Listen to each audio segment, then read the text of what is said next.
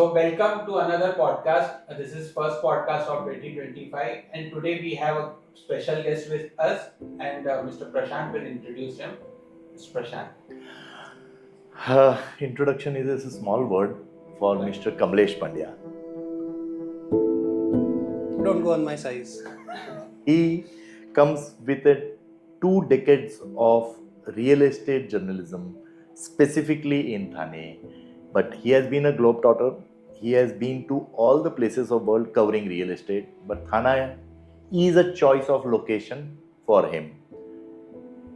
Mr. Kamlesh Pandya, welcome to the show. Thank you. And today we'll be covering very interesting topic for our viewers. Basically पहले से बोला जाता था कि 3 चीजें बहुत जरूरी है, रोटी, कपड़ा और मकान. So today we'll be focusing more on makan, the property aspect of this 3 essential things. Let's take the first view and idea from Mr. Prashant about what you say, what is more essential between these 3 and how you want to put your point. Manoj Kumar की picture थी रोटी कपड़ा और मकान, बहुत hit हुई थी, उसके गाने भी हिट हुए थे. मगर रोटी कपड़ा और मकान में सिर्फ मकान एप्रिशिएट होता है, real estate. We have Kamlesh Pandya who will be throwing a larger light on this. Kamlesh भाई क्या लगता है? So when you talk of appreciation, it is from 2 perspectives. Real estate पे आपको 2 फायदे होते हैं. एक ये होता है कैपिटल वैल्यू एप्रिसिएशन, प्राइस बढ़ती है. Second is your equivalent of rental. अगर आप भाड़े पे घर लेते और जो भाड़ा भरते, अगर आपने खुद का घर लिया है तो भाड़ा आपका बच रहा है. अगर आप इन्वेस्ट कर रहे हो तो जो रेंटल है वो आपके लिए प्योर इनकम है. That is the second part. First part still remains capital appreciation. ऐसी कोई प्रॉपर्टी आपको मिलेगी बड़ी मुश्किल से जिसमें over a period of time value कम हुई होगी. Property by nature appreciates. It's a very good option and for anyone looking at creating a safe future, a balanced future, property में इन्वेस्ट करना is one of the best options. What would you से Rajesh ji? Yes, I had seen many people, putting diversifying the portfolios into different asset class. Many things like starting with FDs, recurring deposits with the RD with the post office, and nowadays people putting more into market and SIPs. I will like to throw more interesting points on why you should diversify your portfolio or investments into real estate also, and we'll take more from Prashant also regarding this thing. So Prashant, what you feel like why this diversification is necessary? Diversification बहुत ज़रूरी है. जैसा राजेश आपने बोला कि SIP के ऊपर core focus है आज लोगों का. एंड मेरे ख्याल से लास्ट मंथ के जो नंबर्स थे वो they were equivalent to GST collection of country. So इतना इनफ्लो अगर SIP का हो रहा है और इतना बड़ा कॉर्पस क्रिएट हो रहा है, आई एम सेइंग ये आप SIP के बदले में सिस्टमैटिक इन्वेस्टमेंट प्लान से थोड़ा सा ट्रांसफर करो अपने आप को और सिस्टमैटिक हाउसिंग इन्वेस्टमेंट प्लान की तरफ जाओ. क्योंकि दुनिया की तारीख गवाह है कि मकान ही रह जाता है. Roti is a perishable asset. I am not saying it's an asset. Roti is perishable, kapda is perishable, but makaan is all weather non perishable. And it saves you from all kind of things, all kind of.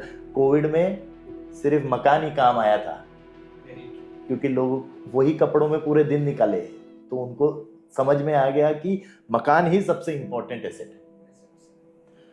I would like to ask Kamlesh भाई.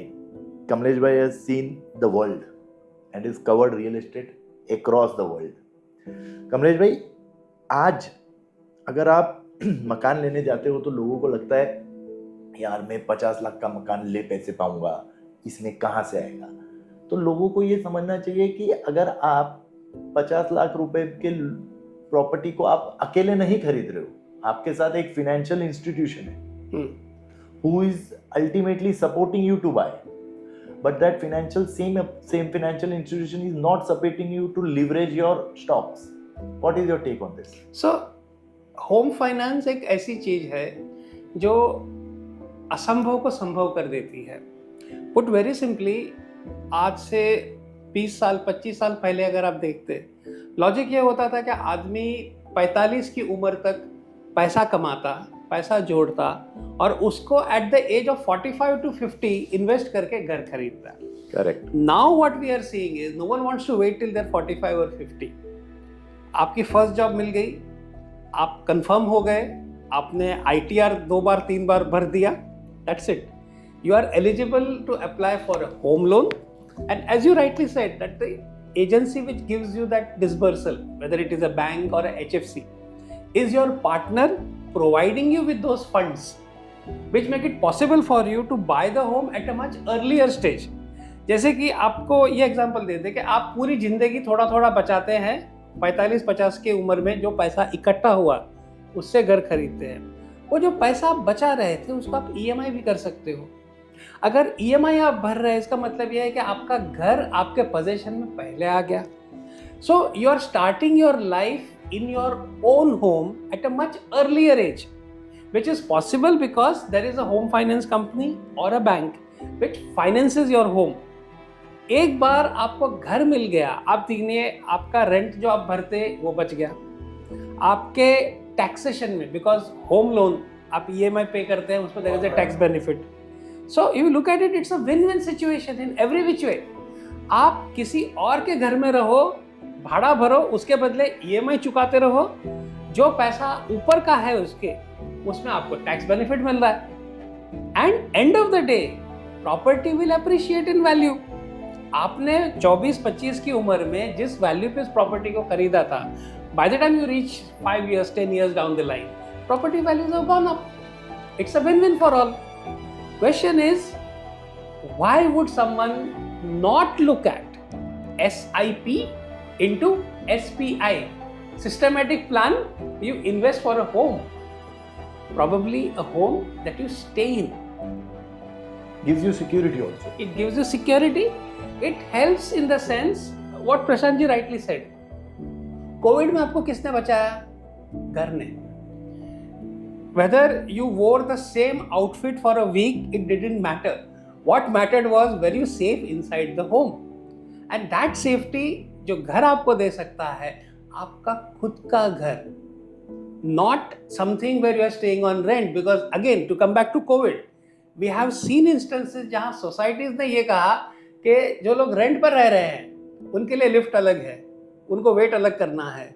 ये सारे जो problems आपने उस समय face किए थे, अगर आपको ना फेस करना हो, best option by your own home. What would you से राजेश जी?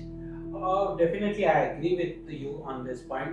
जितना जल्दी we start investing into this class of asset, which will give you, like rightly said by Kamlesh, like 45 की उम्र में सोचने के बाद में you start building your home, and फिर 60 तक वो home loan भरो या वो saving करके you be part of that property. उससे अच्छा start with early. So this is good message to all our young people, young viewers.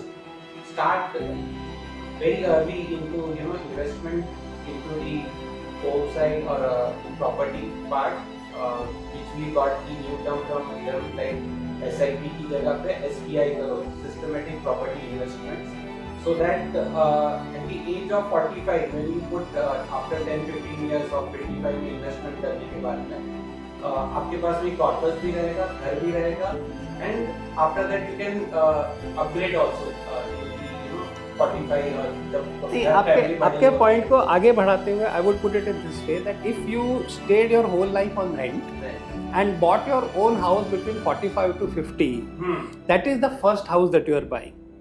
If you get into the home buying process at the age of 24 or 25 by taking a home loan, by the time you reach 45, you are ready to upgrade to a bigger house. Yes. Your second home. तो obvious चीज ये है, आपको एक ही asset पे जीना है या जिंदगी में दो एसेट करनी है, होपफुली इवन मोर देन दो. क्या कह रहे हैं Prashant ji? The upgrade option will come only if you have a corpus at 40-45. If you have corpus at 40-45, you can only jump once. But when you start investing early, that will give you a scope to upgrade after. Well, at 45 you can, at 25 you might buy a property not out of your choice but as an investment tool. But at 45, with that corpus, you will buy a property of your choice.